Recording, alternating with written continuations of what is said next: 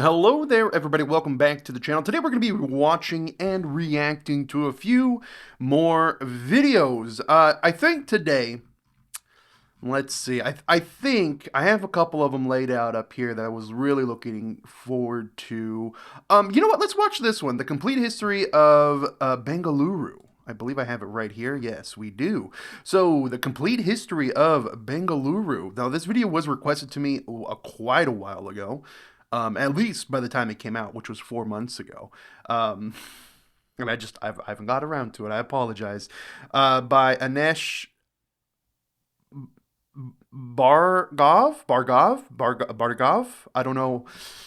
Oh, it's so embarrassing how I'm so bad at names. But you know, to be fair, I haven't heard him say his name, but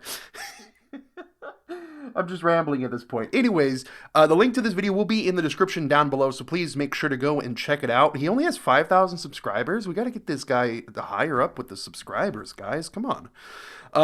This video has 250,000 views, and he only has 5,000 subscribers. What's up with that?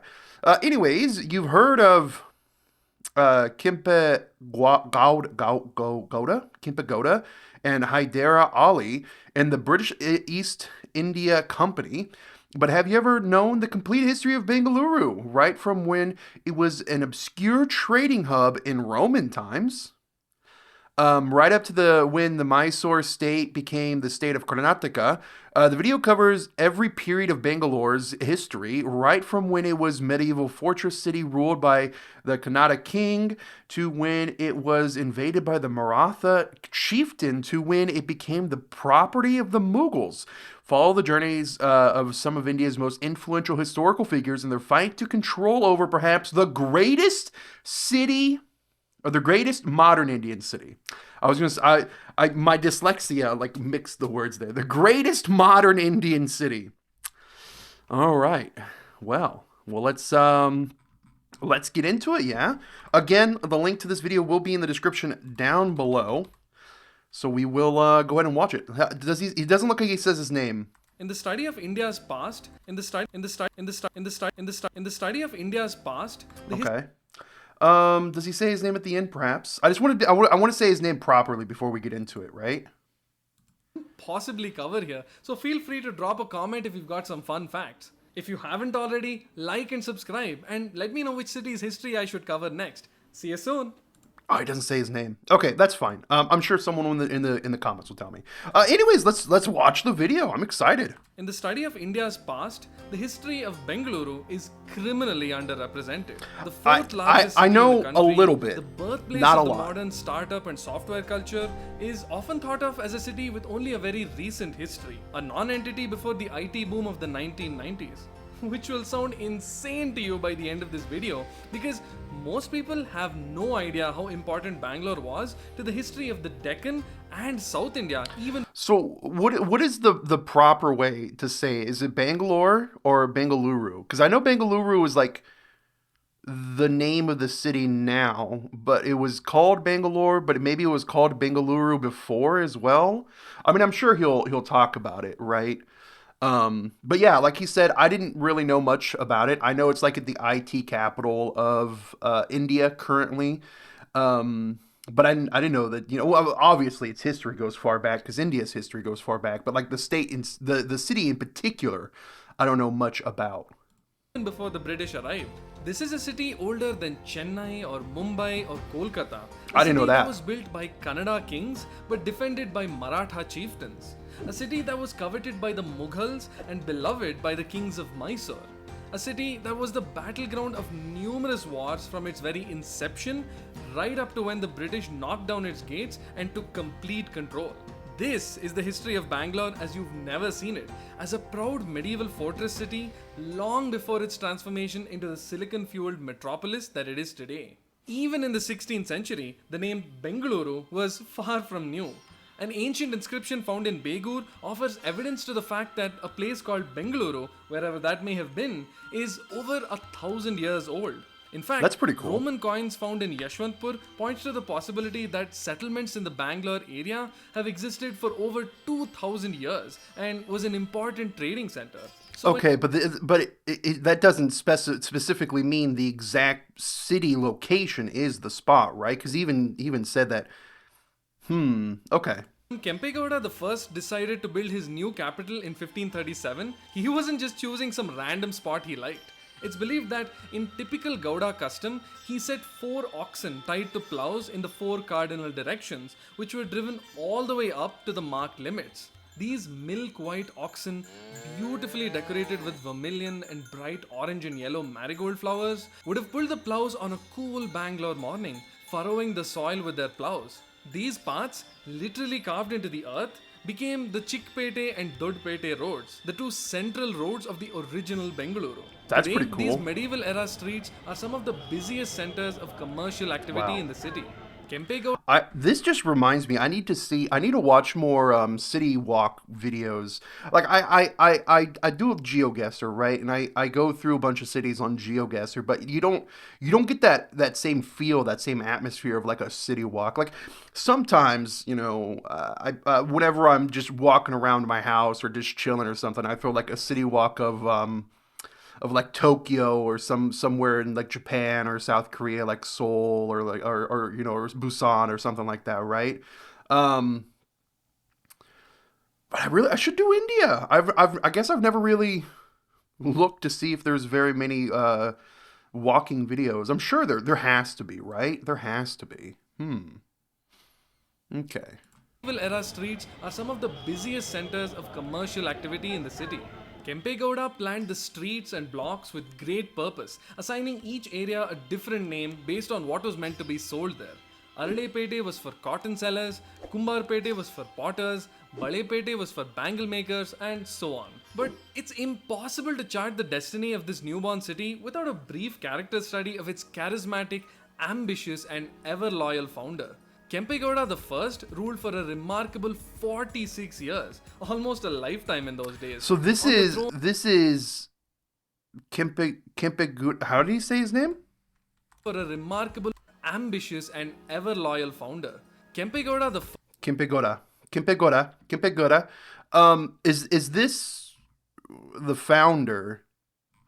Okay. First ruled for a remarkable Kempegowda. 46 years, almost a lifetime in those days, on the throne of the Yelahanka Nadu Prabhus. He was a loyal servant of the great Vijayanagara Empire, which by the time of his reign was slowly coming apart at the seams. Dissent rippled through the ranks of the Vijayanagara vassal rulers, who all sought to win their independence from the fracturing empire.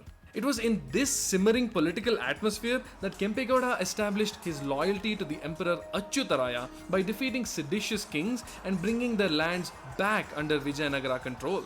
This was also around the time when he built his shiny new capital of Bengaluru. He was a strong and well respected king, but as he grew in power, Kempegowda's ambition got the better of him. He got rather cocky and was making lots of enemies in the Vijayanagara capital.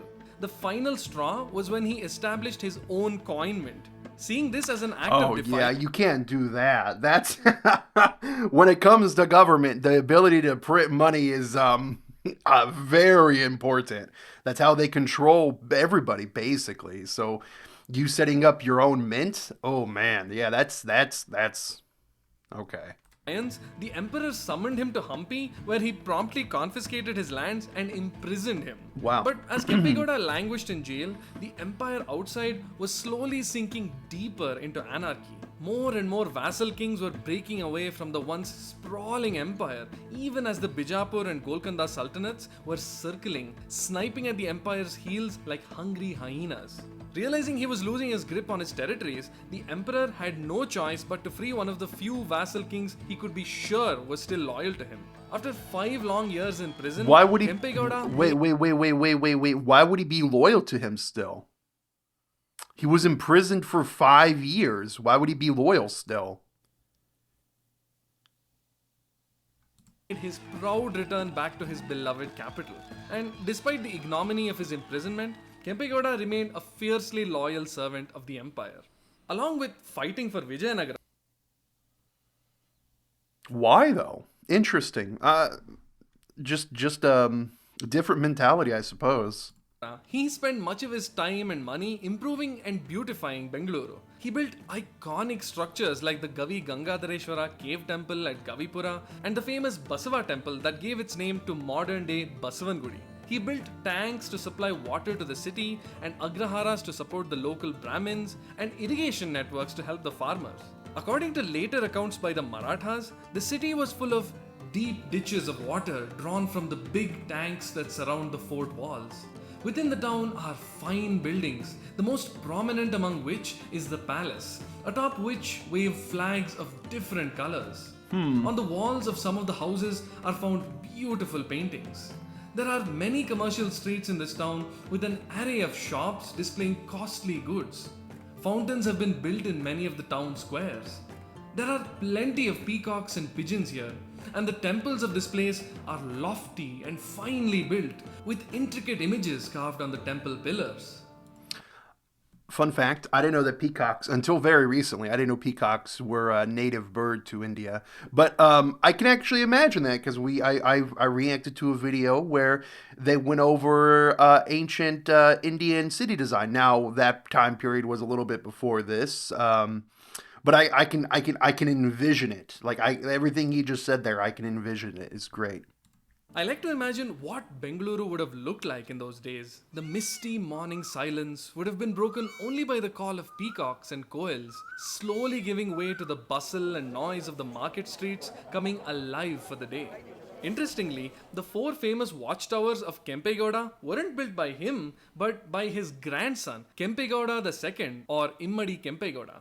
By the time Kempegowda's son, Giddegowda, came to the throne, the kingdom had fallen even deeper into turmoil. Despite the emperor's best efforts, the Vijayanagara lands were slowly falling apart, like a giant being eaten alive from the inside out. At this point, the traitorous vassals of the empire were in open revolt, seeking the help of the Deccan Sultanates to destroy the empire once and for all.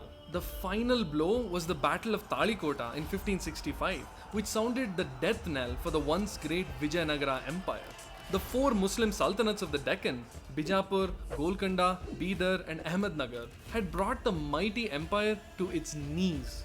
In the wake of this crushing defeat, the political landscape of India, all the way from Tamil Nadu to Maharashtra, was forever changed. Now it was only a matter of time before the Sultanates turned their attention to the remaining holdouts in the Deccan. The Sultanates slowly fed on the remains of the old empire, taking pieces of the vast lands for themselves.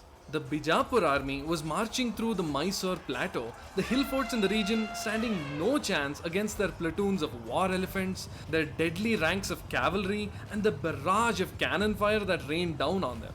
It must have been an intimidating sight, a moving miniature city of decorated men and animals carrying everything from their stocks of food for the army to the I find it funny. This is AI, right? I think it's AI, anyways, because I don't recognize this flag at all.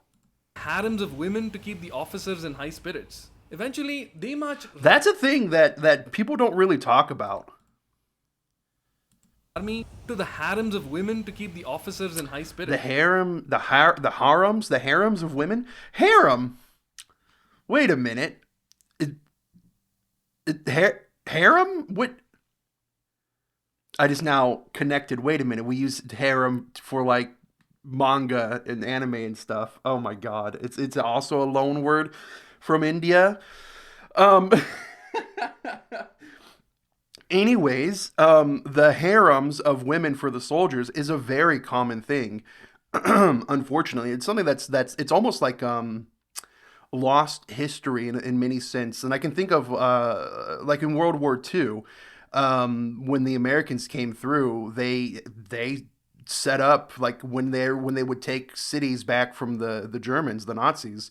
Those cities would set up brothels specifically for like the American soldiers, and nobody talks about it. Like literally nobody talks about like just the wave of that sort of thing from the Americans after they came in and they did their thing, right?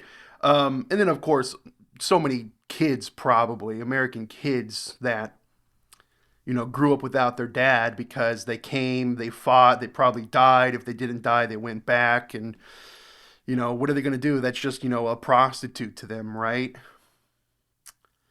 But yeah, that's a thing, unfortunately, like all over the place. Even more so, Japan. We talk about Japan again. They had their comfort women, which basically they were forced into it, and it was a horrible, horrible thing. All throughout, Southeast Asia, from Korea down to Vietnam, from to the Malaysia, Indonesia, all the places they took over, right? Anyways, just a little diversion. And then of course, oh my god, harem, is harem literally a loan word from India again? Okay. Eventually, they marched right up to the gates of Bangalore, a much larger military force than the city had ever seen before. It took 3 days of fighting, but eventually, Kempegowda's proud capital fell to the invaders. 100 years after his grandfather had built the city from nothing, Immadi Kempegowda was forced to surrender Bangalore to Bijapur, paid a hefty ransom, and retreated to Magadi, which he and his descendants would rule as their new capital. There's an interesting historical touchpoint that we don't often hear about. Despite their brutality, the Deccan Sultanates could be shrewd and fair rulers. Instead of humiliating or outright killing the rulers they defeated, they'd often let them retain some of their lands and power in order to earn their loyalty.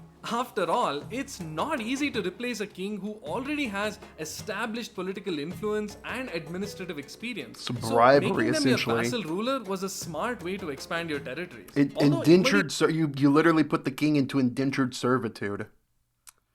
He lost Bengaluru and his most valuable lands to Bijapur, he got to keep other smaller regions and, perhaps more importantly, his dignity. But Bijapur couldn't have taken Bangalore without the help of one intelligent, enterprising warrior who had served the Sultanate and led their armies to several victories on the battlefield. Given his contributions to the success of Bijapur's conquests in the south, they felt it was only right to reward him with a cut of the prize. And that is how the next ruler of Bengaluru came to be not a Kannada king, but a Maratha chieftain. Shaji Bhosle was immediately taken by the cool climate and undulating landscape of Bengaluru and its surroundings. After the Bijapur Sultan gifted the city to him as a personal jagir or estate, he set up his own court there. A patron of the arts, he turned Bengaluru into a center of learning, inviting poets and scholars to his city.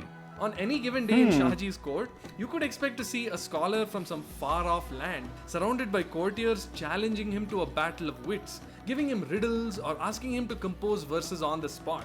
It was in this environment that he raised his two young sons, Venkoji and his older half-brother, Shivaji. Yes, that Shivaji. The two boys spent their days among the forests around Bengaluru, listening to the sound of mynas in the trees and kingfishers by the lakes, developing a deep fondness for the land even as they prepared themselves for a future that would take them in wildly different directions.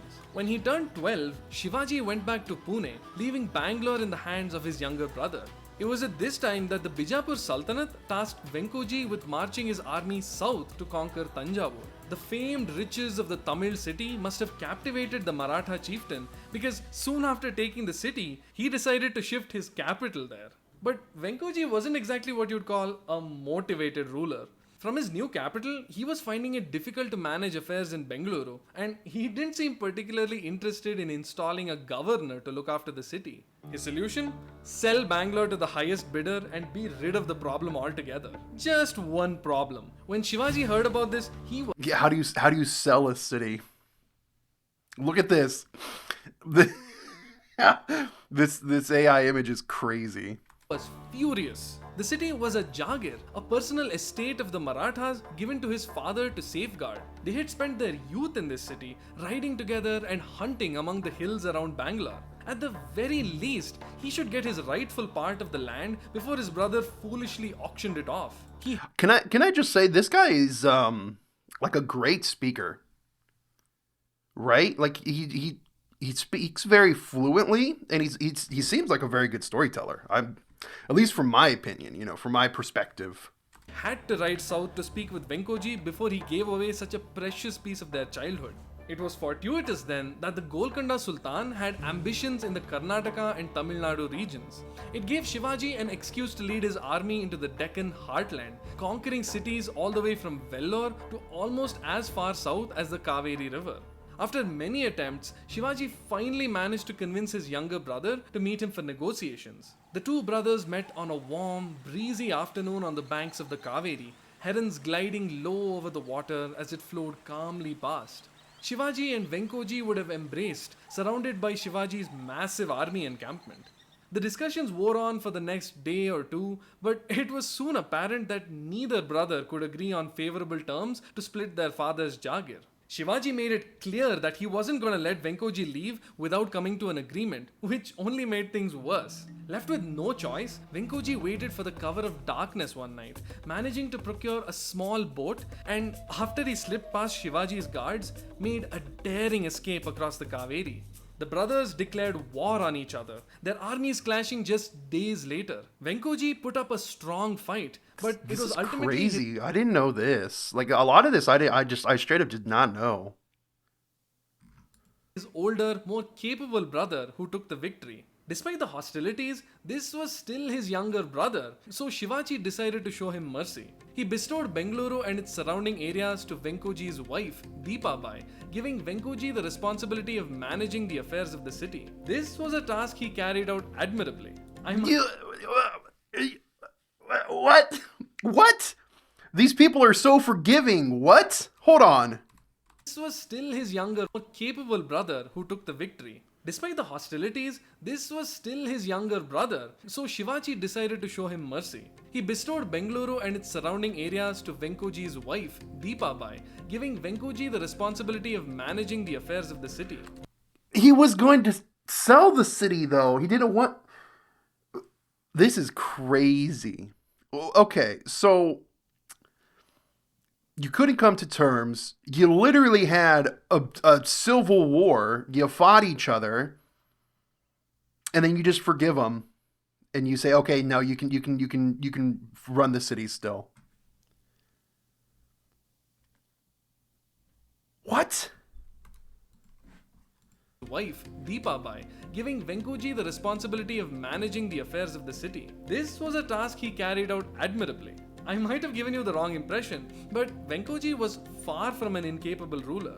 He did a great job looking after Bangalore, overseeing the construction and repairs of canals, tanks, and other public works. He even funded the construction of the famous Kadu Malleshwara temple, which was once in a dense forest and eventually gave its name to one of Bangalore's oldest neighborhoods, Malleshwara.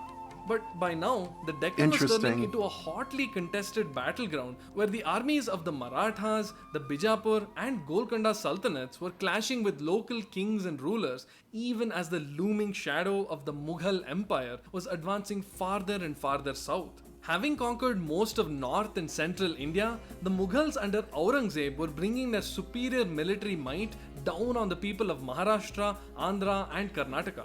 It wasn't long before Bijapur, one of the two greatest powers in the Deccan at the time, fell to Aurangzeb's sword, and Golconda was next. You know one thing that would elevate this video?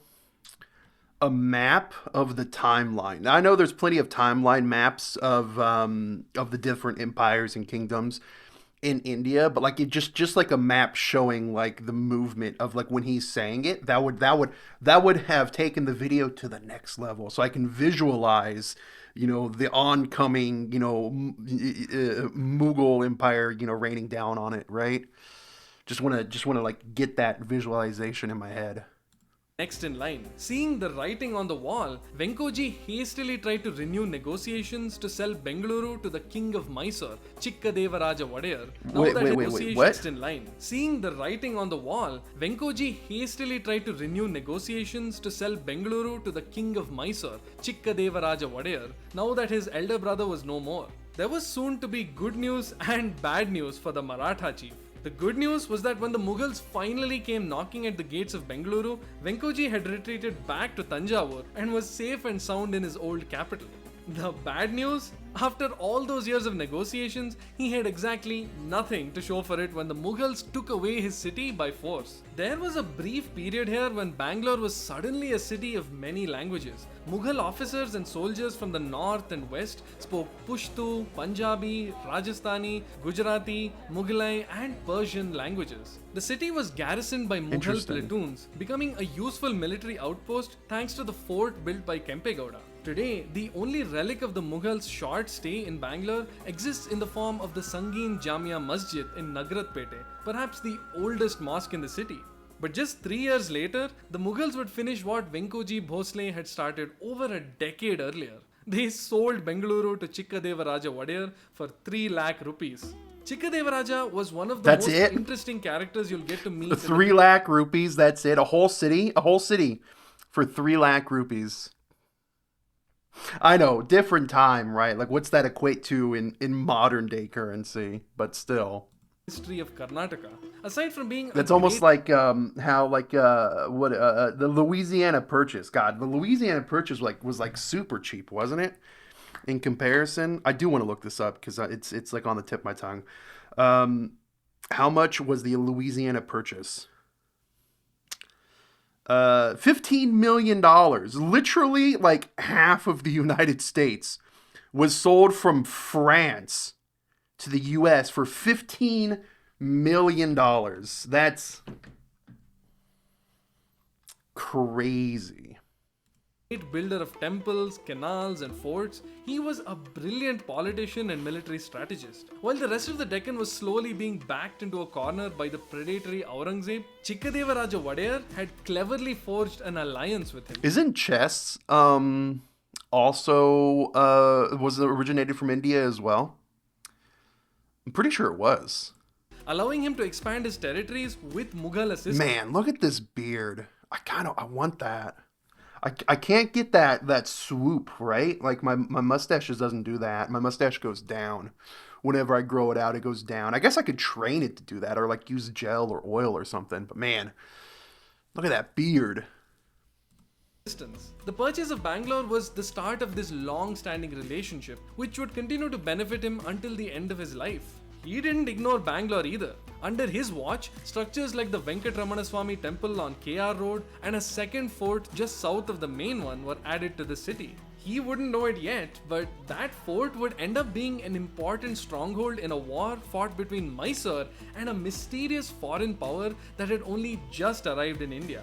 Over the next 6 decades, Bengaluru remained an important source of commerce and revenue for Mysore, which by now was struggling to fight back against the Nawab of Arcot and the expanding Maratha Empire. That is, until a new political upheaval rocked the kingdom of Mysore, completely shifting the power dynamics between the Wadiyar dynasty and an unlikely newcomer to the throne.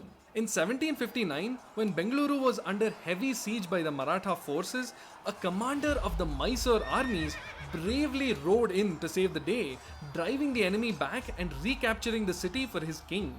Just a decade earlier, this man had been a nobody, an illiterate warrior with no noble blood. And yet, Well, I mean, that's the case for everyone, right? Everyone starts as a nobody.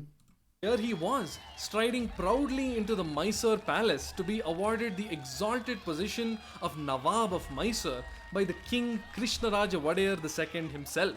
But this man was Hyder Ali, and he had far grander ambitions because just 2 years later he'd overthrow the Prime Minister of Mysore and imprison the young king in his own palace. With a hand as capable of wielding a sword as it was at controlling the army, he Hyder Ali? I don't think I've ever heard of this guy. This is the first time I've heard of him. Hyder Ali?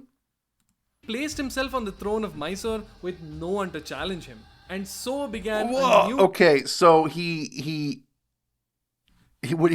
killed the prime minister and then imprisoned the king? Is that what he said? hand as capable of wielding a sword because just 2 years later he'd overthrow the Prime Minister of Mysore He overthrew and the Prime imprison Minister. the young king in his own palace. With a hand as capable of wielding Whoa. a sword as it was at controlling the army, he placed himself on the throne of Mysore with no one to challenge him. Literally And rags so to began riches. a new era of the Mysore kingdom, marked by countless wars fought against old enemies and, as we'll soon see, a threat that no one in the country saw coming. Hyder Ali may not have been a man of letters, but he was a wickedly sharp military strategist. I didn't Having know been this impressed guy. by the battle tactics and training methods of French soldiers stationed in Pondicherry, Hyder Ali sought the help of French soldiers to train his own troops in the methods of European warfare. He recognized that a small, highly disciplined force of well-trained soldiers could easily overpower a large, disorganized horde Wait, so did he develop like the first special forces operation in India? of fighters, a fact which he put to good use when he began a campaign of expanding the Mysore territories deeper into Tamil Nadu, Andhra, and Karnataka. But Hyder Ali was encroaching on lands that had already been claimed by a foreign power, the British East India Company. After he tried and failed to strike an alliance with the British, he realized he had no choice but to go to war. And so began the First Anglo-Mysore War, a conflict that also ended up dragging in the Nizam of Hyderabad and the Marathas. It was here that Bangalore proved beyond vital in the war effort. With its two forts, the city was the ideal military outpost. Hyder Ali established a foundry to manufacture cannons, artillery, and weapons, as well as storage for grain and gunpowder.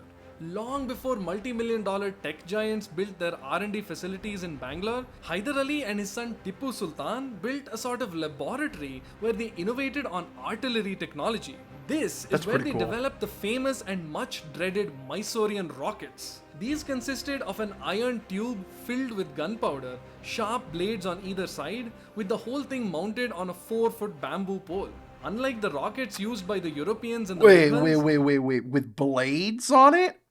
the iron shells gave them an incredible range of nearly 2 kilometers and a deadly destructive power. Whoa. The Mysorean rockets soared Look at that. chaos among the ranks of the British, slicing up soldiers, breaking apart tight formations, and allowing the Mysoreans to rout their armies. The British would later even study this rocket technology to build their own versions, which they'd go on to use against Napoleon and the United States. That's Hyder crazy. I didn't know that.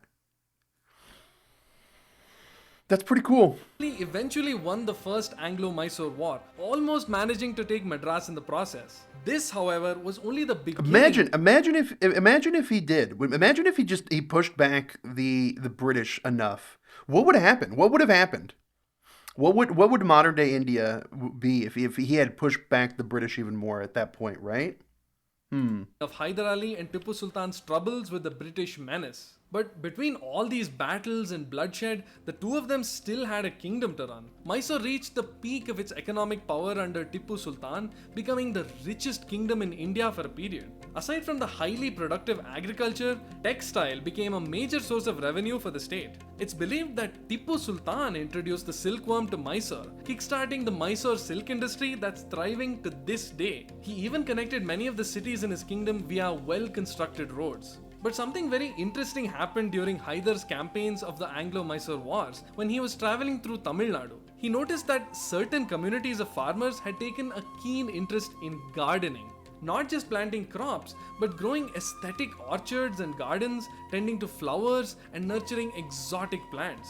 Hyder was no stranger to the finer things in life, and he asked this community of farmers to settle down in his kingdom in exchange for handsome pay and special amenities. These men and women took him up on the offer, settling in Bangalore and getting to work in the fertile soil around the city. These people came to be known as the Tigala community, a Kannada contortion of the word Tamila.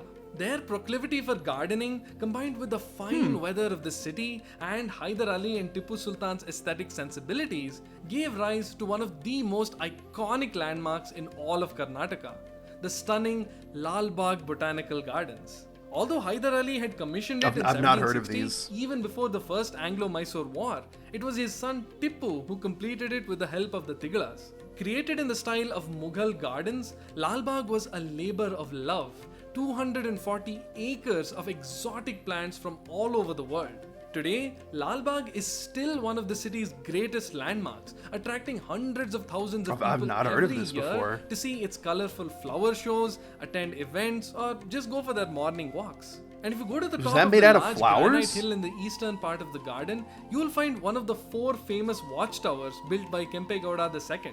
As for the Tigla people, they are one of the most colorful communities in Karnataka, and they celebrate Karaga, a 9-day folk festival of flowers and dance and acrobatics to remember the story of the bravery of Draupadi in the Mahabharata. The Karaga festival in Bengaluru is particularly spectacular, a massive procession involving a giant crown of flowers, hundreds of beating drums, and elaborate performances. But now we're Wow. back with Hyder Ali and Mysore. The energy there must for any festivals, for any experience in India, right? Like the energy that you must feel with just the amount of people there must just be immense, right? Because whenever you're in like a big group of people, there's this like this, I don't know, it feels like a unity almost, like this energy that emanates from everyone that just combines, right? So when you're all there celebrating one thing, like you just must be like filled with like adrenaline and overwhelmed by your senses, right? It has to be. It has to be. Drums, and elaborate performances. But now we're back with Hyder Ali, and Mysore was squarely in the crosshairs of the British, who wanted to drive out the French to become the sole European power operating in India. Hyder Ali, who was receiving arms and ammunition from the French, opened hostilities against the British once more, starting the Second Anglo-Mysore War. Hyder Ali died just 2 years later, leaving the kingdom in the hands of his son. But by now, British power was rising in South India under the eye of Warren Hastings, and Tipu Sultan was being pressured on all sides. The Third Anglo-Mysore War was the beginning of the end for the Mysore Sultanate, and Bengaluru found itself yet again at the center of another great battle. If the British could get their hands on the city, they would gain an enormously valuable military stronghold in Karnataka, making them unstoppable. The year 1791 would spell great darkness and despair for the Mysore kingdom, because in February of that year, the British army had marched right up to the gates of Bengaluru. As they laid siege to the city, It's wild to me that the British could have fought on so many fronts at this point. I mean, they've had to have like conscripted people from all over the world, right, to fight in their wars. But like 1791, just a couple decades earlier, they were fighting, the U.S. during the U.S. Revolutionary War. It's just like how did the British just have so many? How were they able to just? They had to have been conscription of people from all over the world, right? Forcibly forced to fight. It had to have the been. old fort walls were battered mercilessly by cannon fire, shattering the morning silence and choking the air with smoke and dust. Lord Cornwallis kept up a relentless assault, fighting off Tipu's armies even as he kept up the pressure on Bangalore's fort walls, trying to find any opening in the fortifications. Finally, on 21st March, a group of engineers in the British army managed to sneak up to the fort, planting explosive charges in the walls and successfully breaching the ramparts. After 6 whole weeks of fighting, Bangalore was finally in the hands of the British. What followed was the swift and humiliating downfall of the Mysore powers, with Tipu Sultan's ultimate death in 1799. Looking back, it's hard to imagine 8 that a years foreign after? power, and a trading company no less, had managed to play the powerful and wealthy kings and nizams against each Trading other, company. exploiting So their wait, desire. trading company. Was it not the branch of like the British military? It was a trading company? I know East Indian Trading Company, but I always assumed that it was a branch of the British military like government, right? Or no? I don't know. Maybe I don't know enough about it. For selfish personal gain to such great effect, and gradually dismantling any and all opposition that stood in their way through a combination of ingenious political maneuvering and deadly military force. With no one to contest them, the East India Company appointed the Wadiyars as the rulers of Mysore once more, only this time in a subordinate capacity to the British. By now, Bangalore had acquired a reputation for its uncharacteristically cool climate, something that the British, particularly the ones stationed in Madras, were eager to take advantage of. They moved their garrisons from Srirangpatna to Bangalore, constructing roads, housing for troops, churches, and shops, all catering to a purely colonial population. Because let's not forget, this was a completely separate unit of Bangalore, far removed from the old Pete area, which was occupied by Indians. Bangalore Cantonment was an idealized slice of Britain, its weather pleasant, its bungalows spacious with ample gardens, and offering all the trendy haunts of an increasingly prosperous generation of Englishmen and women. Ballroom dances enlivened the nights in the wake of orchestra filling the air. At the nightclubs, jovial men excelled in glacial wit, while vivacious beauties baited attention with swaying charm. Vivacious. I've never heard of this word before. Vivacious? Baited attention. What is vivacious? Vivacious. What does that mean? Attractively lively and animated, typically used for a woman.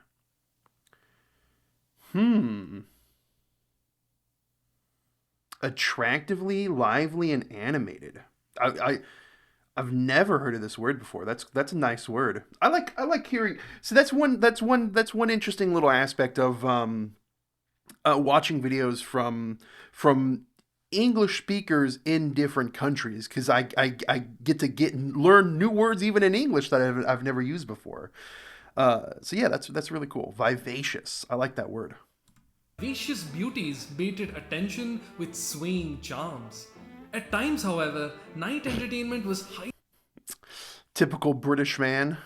highly spiced when Bangalore's Bohemia preferred after theatre hours restaurants where they could sup at ease and drink rum, gin, sherry and all that. Brigade Road at that time contained many bars, taverns and public houses, Adelphi Shades, Elysium, New Inn, etc., where attractive women waited at the tables for chance company. Bangalore Cantonment became a military playground of sorts where everyone from pensioners to soldiers could enjoy the slow life, with the added benefit of cheap labor being provided by the locals living just next door. The Pete area was also growing rapidly. The money flowing in from the British attracted all manner of merchant, artisan and laborer to seek opportunities in the newly expanding city. Some of Bangalore's oldest roads, Artillery Road, Brigade Road, Infantry Road, all get their military sounding names from the constant presence of British troops in the area. Between 1831 and 1881, the Kingdom of Mysore was taken over by the Mysore Commission, which existed to impose a more English way of doing things. This saw the British take over Tipu Sultan's extravagant summer palace in Bangalore, setting up government offices and residences there. You might recognize these names: Sir Mark Cubbon and Lewin Bentham Bowring. These were two of the most prominent chief commissioners of the Mysore Commission, responsible for sweeping reforms in the administrations of the state, like prompt disbursal of salaries, bringing order to a chaotic bureaucracy, instituting pensions for aging government workers, and reorganizing the Bangalore Police Department. When Bowring came into office, he saw that Tipu Sultan's palace was in a state of disrepair and unsafe to house the state's treasury. And so he commissioned the Public Offices Building in 1866, where the government would be situated and would remain there for over 90 years until it moved to its final location, the Vidhan Saudha.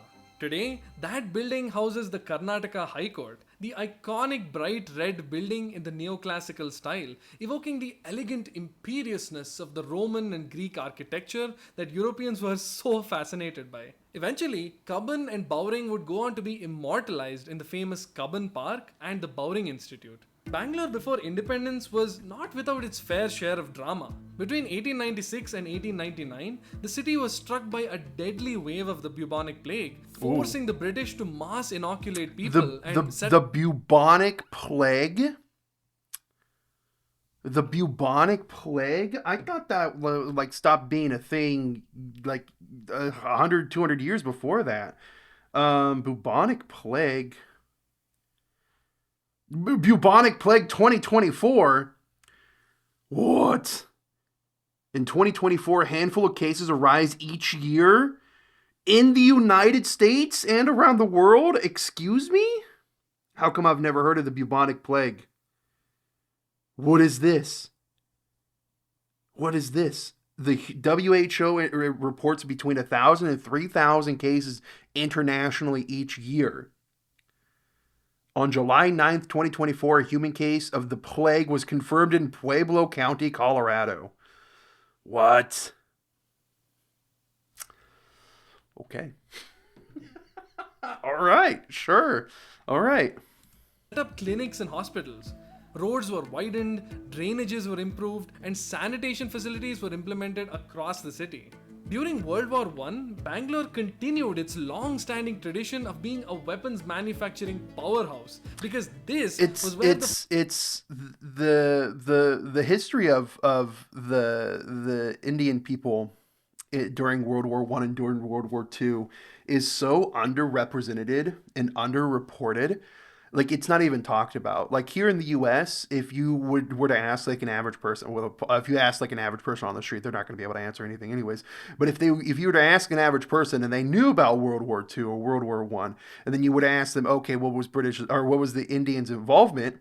They wouldn't be able to tell you. They'd be like, oh, India wasn't involved. But obviously, India was a very, very strong contender.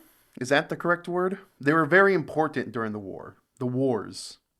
famous Bangalore torpedo was invented in 1912. Taking inspiration from the Mysorean rockets used by Tipu Sultan, they were these long pipes stuffed with explosives on one end, and you had to push it forward and detonate it to clear barbed wire or any other obstructions. In fact, this torpedo was used and improved upon by the Americans in World War II, where it played a crucial role in the D-Day landings in Normandy. I was going to say, it sounded very familiar. So that was an Indian design. Wow.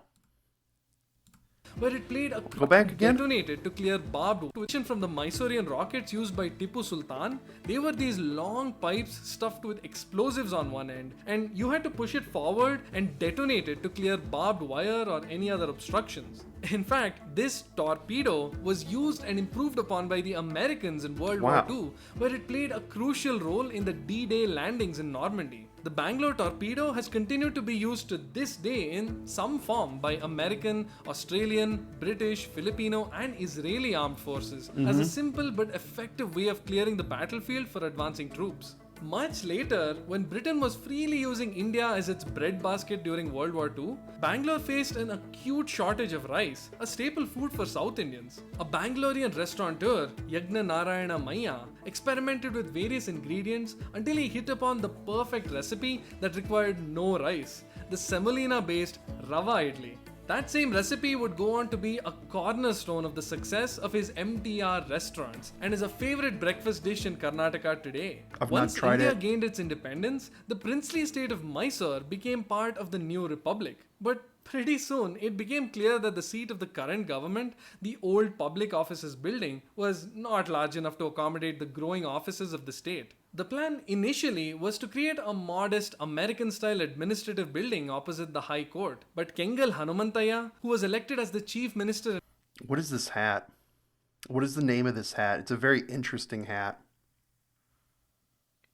In 1952, had other plans. In his mind, the seat of the government must be a structure that represents the will of the people of that land. Power of rule now vests with the people, and therefore the design of the House of Legislature should be such as to convey this idea of power and dignity. The style being Indian, particularly of Mysore, and not purely Western. In designing the new offices of the state, Hanumantaya drew from the infinitely deep well of architectural inspirations from across the Chola, Hoysala, and Vijayanagara empires. He mingled the intricate stylings of ancient Indian stonework with the sweeping, imposing grandeur of modern 20th century megastructures to compose a design that had never been seen before and hasn't been replicated since. Bringing in hundreds of tons of material from the nearby Magadi and Turvekere, he sculpted the future of Bengaluru in the white granite of Karnataka. The structure took 4 years and the labor of 5,000 convicts and 1,500 artisans to complete. Convicts? And sparked numerous convicts, they used prisoners to make it? Interesting. Controversies owing to its steep price of 1.8 crore rupees, a colossal sum at that time. Hanumantaya inaugurated the Vidhan Saudha on 10th October 1956, a neo-Dravidian marvel of Kannada architecture. From here on out, the government of the newly formed state of Karnataka would sit here and oversee the progress of Bengaluru as it went from the Garden City to the Silicon Valley of India. It's The a nice building. fastest This is a very nice building, I will admit. growing metropolis in the country and home to over 13 million people, each with their own dreams of making it big in the city of endless opportunity. Thank you so much for watching this video on the history of Bengaluru. There's a million little things in this city's history that I couldn't possibly cover here, so feel free to drop a comment if you've got some fun facts. If you haven't already, like and subscribe and let me know which city's history I should cover next. See you soon! Okay. Well, there we are, guys. The complete history of Bengaluru.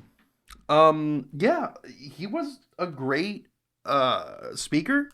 Very concise, very straight to the point.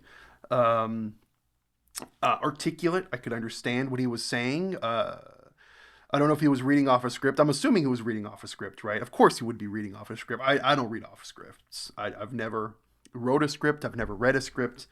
I don't think it's not my style to read off a script. I always go off the cuff, even if I tend to ramble, right? Why would I need to read a script? Why would I need to read a script? See, here I am rambling again. Anyways, what I was trying to say was, yeah, I liked the video quite a bit. He talked very well. The link to this video will be in the description down below, so make sure you go and check it out. I learned a lot. I learned quite a bit. There's some things that I would like to go back through. Why was this the most replayed right here? What happened here? Why is this the most replayed? To him as a personal jagir or estate, he set up his own court there. A patron of the arts, he turned Bengaluru into a center of learning, inviting poets and scholars to his city. On any given day in Shahji's court. Interesting. Okay. Yep. All right. Yeah, I learned a lot. I learned quite a bit. It was an interesting video. I feel like, does he list any sources? No. I want to read more on this. I want to read some books on this. I've been getting back into reading books lately. So I need to find some good solid books that would have more of the even like more closer to like modern day history represented in it as well. But yeah, I need some book. Give me some book recommendations. Anyways, we're gonna read some of the comments. Yeah, we're gonna read some of these comments. Fun fact: Bangalore was the first city in Asia to get electricity. The first bulb was lit in KR Market in 1905. I did not know that. That is a fun fact. Why Bangalore? Bangalore, really, and not like Calcutta, huh? Was it Kolkata or Calcutta? Which was it by in 1905? It was probably Kolkata, right? I've been in Bengaluru all my life, and this has been the most comprehensive history I've heard. It's unfortunate how every generation tends to forget iconic pieces of history and places, but vids like this make you appreciate them more. I've never heard any of this history. Bangalore was suddenly a city of many languages. How history repeats itself. It is now a city of many languages as well because of the IT boom. That you got a lot of people coming there from all over India, and well, not even just India. Probably people from a lot of like surrounding countries as well, right? Thank you for making such an informative and good quality video about Bangalore. I wish your channel to grow. New Bangalore only as IT hub. You certainly have brought to our notice Bangalore's glorious past. Good job. Lot has been covered in 30 minutes. Crisp history. Thank you for the wonderful video. Interesting facts about Bengaluru. In 1934, a 10-year-old girl, Briyama, had attempted a marathon swim in this lake. It had made headlines across the globe as she swam for 18 hours continuously. Whoa. A 10-year-old girl? They let a 10-year-old girl swim for 18 hours? 18 hours? I don't even know if I could do that. Obviously, I can't. The oldest inscription is in Hebel of Hebel Kitia, which belongs to 750 CE. Winston Churchill stayed in 1893 as an army officer for 3 years. People in India don't like Winston Churchill though. He was kind of like a bad dude. Roman coins were first found in Yeshwanpur in 1892. Later in 1965, Roman coins were found in Balandur. Let me see this. Roman coins were found due to trade with Tamil kings. Oh my god, I can't believe I said Tamil. It's Tamar. Roman coins were found due to trade with Tamar kings, not Kannadiga kings. Hmm. Dedicated to the people who were telling Bengaluru wasn't built by Kannadiga. This is not translating. Our town, our pride. Okay. The video is just more beyond awesome. It has so many things to appreciate, but more than that, your pronunciation are at the point, just like a local Bengalurian pronounces them, very clear and crisp. Oh, is he not? Where's he from? Where's he out of? Hmm. Most comprehensive history of Bengaluru out there, done wonderfully. Comprehensive history covering over centuries. So much to know of this pride of Karnataka. Thanks for bringing this up as well. Narration is top notch. I wish to show this video to whom all are saying that Bengaluru was built by them, who came here just 10 years back from the north. Hope these people learn history and live happily as a local. My God, it was like taking a journey of centuries in minutes. Your narration is magical. Thank you for representing our beloved city, which the video reaches millions of Indians. I agree. I liked it. I liked it a lot. Wow, literal goosebumps. He is an amazing storyteller. Dude, I agree. Very well spoken. This is so good. The only thing I missed was a mention of the key years in the commentary. Yeah, that's what I was saying. Like, I think this video would have been next level if he listed the year and had like a map of like the different kingdoms and empires that had ruled it in that specific year. Other than that, the video was great. I think that little like graphical tidbit would have taken it to the next level. Here I am talking like I know anything about videos. I don't know anything about YouTube, man. I don't know anything about YouTube. I'm a scrub on YouTube. What am I even saying? Um, an unbiased and very good researched work. Great work, bro. Came upon your video and wow, what a narration. Thank you for enhancing our knowledge about our beloved Bengaluru. Great engaging video. Love the narration. Beautiful, beautiful video. What storytelling. Super impressed. Thank you for the knowledge. Living in Chickpet as a Marwari, I had not known the history. Thank you so much.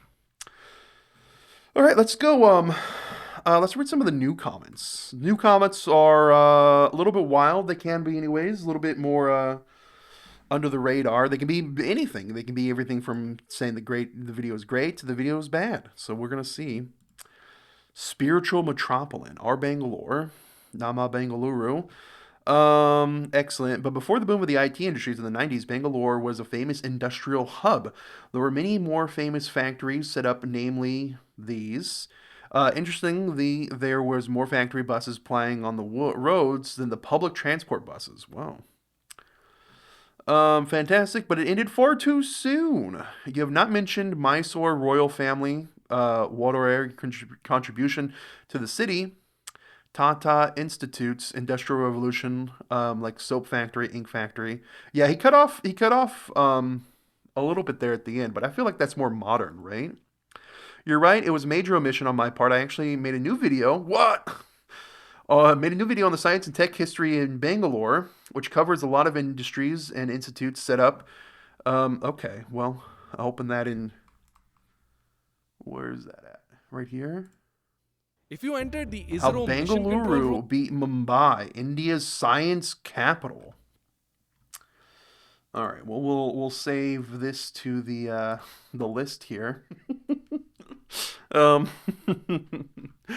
okay. It is forgotten that most of the Mysore state is Telugu-speaking area before it was united with Kannada speaking areas and became Karnataka. Was it really? Telugu all the way down there? Interesting. Right? I'm thinking...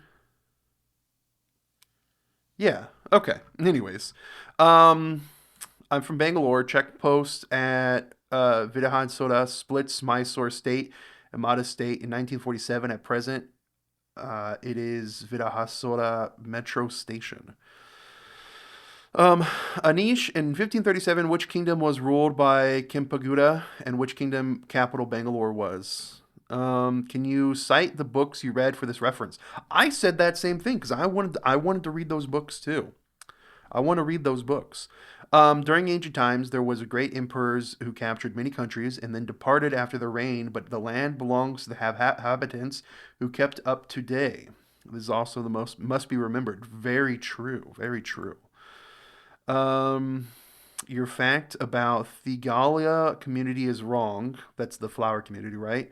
They are the original inhabitants of the geographical area. They are the original inhabitants. The Karga temple itself is older than 800 years. They're exceptional gardeners, but that is not their only expertise. That's interesting. Thank you for sharing. Do you have any sources I can read? I'd like to learn more about the subject. I myself belong to that community. I'm practicing advocate in Bangalore, and one of the things one reading comprehension, guys. I don't have it. In Bangalore, on going through the land records, I came to know the landlords of many villages in the old Bangalore are from Tilgalaya community. My sister-in-law's family are the landlords. Okay, so he's going through old records, and he's saying that the area were the original inhabitants. These people were the original inhabitants. Regarding the martial aspect of the community, the Tigalayas are the ardent followers of wrestling. The community operated many gymnasiums. He should have like I don't know, like listed like a Google Drive or something with some of these paperworks or something, so more people would know, right? That's what I feel like he should have listed it somewhere. Um, Very well made video. I have been a Bangalorean for 25 years and have never heard such comprehensive history of my city. Your presentation style and the script are both beautiful and very evocative. Thank you. I was once told by my elder that Bangalore was called Benda Aru, which is called at present as Bangalore. Okay. Bangalore is a much better name. We don't quite know what the original name was. Bombay was Madras, and Calcutta were also cities formed by non-British. Actually, Bombay is a Portuguese name that lived before the British. He likes the name Bangalore better instead of Bengaluru. Thanks for the good information. No fourth. It's third by population and first by area. Began from the Chola's rule. Beautiful narration, crisp, incredible detailed video. All right. Yeah, we're getting back to the original comments there. Again, guys, link to this video will be in the description down below. Please go and check it out, right? This guy seems like a criminally underrated YouTuber, right? War of Medieval India, the brutal reality. 700 views. What? What? This guy seems criminally underrated.